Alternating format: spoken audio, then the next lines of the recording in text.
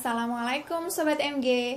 Jumpa lagi dengan saya Maya Wagi bersama Kak Husnulia Rosita, Associate Counselor and Trainer di Rumah Psikologi Surakarta dan di beberapa instansi. Jadi Kak Ros ini biasa untuk merekrut karyawan baru dan melakukan interview kerja.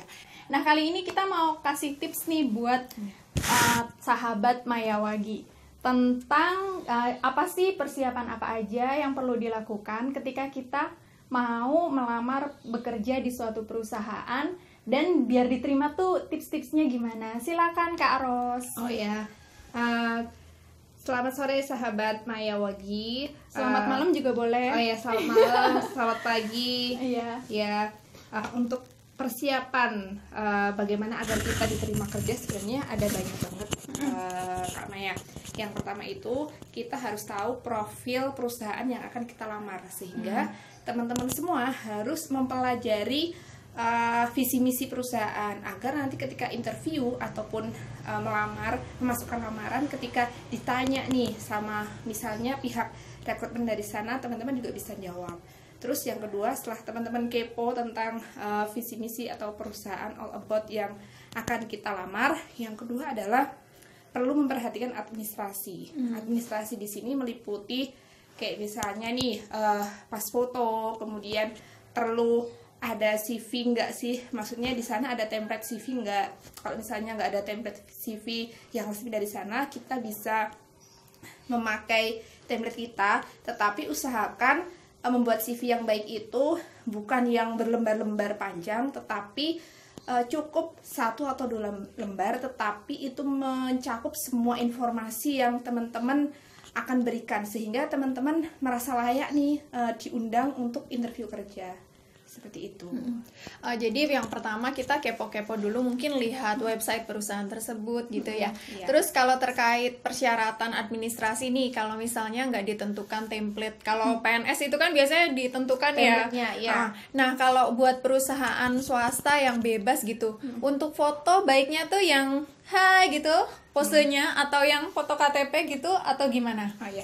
Jadi kalau masalah foto itu tergantung perusahaannya. Misalnya kalau perusahaannya itu perusahaan startup, nah itu pasti kan yang kreatif pasti biasanya kan ada foto yang close up, foto yang full badan, kemudian foto yang kreatif. Tapi kalau kayak perusahaan-perusahaan formal, kayak misalnya contohnya nih kayak di BUMN ataupun misalnya di perusahaan industri mana kayak gitu, biasanya usahakan untuk foto itu yang formal kayak gitu, yang formal dan rapi. Oh oke. Cantik di pakai aplikasi beauty gitu nggak masalah. Oh sebenarnya kalau untuk aplikasi beauty atau kamera jahat ya, orang-orang nyebutnya itu sebaiknya dihindari, karena ketika nanti teman-teman dipanggil untuk interview kerja, takutnya yang akan interview itu merasa kaget gitu loh, kok beda gitu antara asli dengan foto. Usahakan fotonya itu foto asli ya teman-teman. Usahakan untuk ini aja sih, kayak dandan sewajarnya kayak gitu. Gitu. Terus ada tips lainnya nggak Kak Ros? Oh iya, yang perlu disiapkan. Biasanya teman-teman hati-hati dengan sosial medianya teman-teman. Biasanya di perusahaan-perusahaan tertentu itu kan minta dilampirkan sosmednya tuh apa, kayak misalnya Facebook, Instagram, Twitter. Nah, biasanya sebelum pemanggilan kandidat yang akan diwawancarai, pihak rekrutmen itu akan melihat ini sosmednya teman-teman tuh seperti apa. Rekam jejak digitalnya digital, kayak gitu. Jadi yang suka nyebar-nyebar hoax gitu langsung skip gitu kali ya. Ya, ujaran kebencian ataupun apa, biasanya langsung cut kayak gitu. Gitu. Terus gimana lagi? Kita terus jadi bingung. Nah, setelah itu kan kita persiapan perusahaannya udah, kemudian kepo-kepo tentang perusahaan udah, CV udah. Nah, dan yang perlu diperhatikan adalah lamarlah di bagian yang sesuai dengan kualifikasi teman-teman semua. Karena biasanya kalau kita melamar tidak sesuai dengan kualifikasi yang dibutuhkan, itu kayak kita itu kayak buang-buang waktu dan tenaga. Biasanya dari pihak sana ya, rekrutmen di sana itu pasti akan menentukan biasanya hanya calon-calon yang sesuai dengan kualifikasi yang akan diproses kayak gitu. Iya. Kalau Jadi, misalnya jurusannya apa, ngelamarnya apa gitu ya. iya.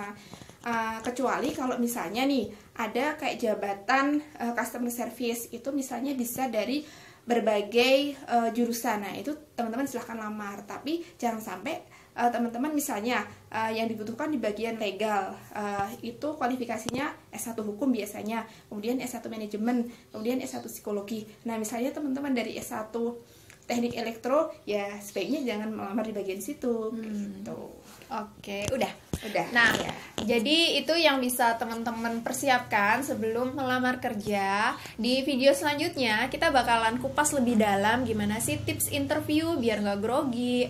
Terus gimana pas pertama kali masuk kerja jadi karyawan baru. Nah, jadi tungguin terus video saya dengan masih ditemani Karos di channel Maya Wagi. Jika kalian suka dengan video ini, bisa klik like, share, dan tulis pengalamanmu atau dikasih tips tambahan di kolom komentar.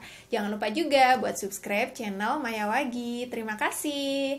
Assalamualaikum warahmatullahi wabarakatuh. Assalamualaikum.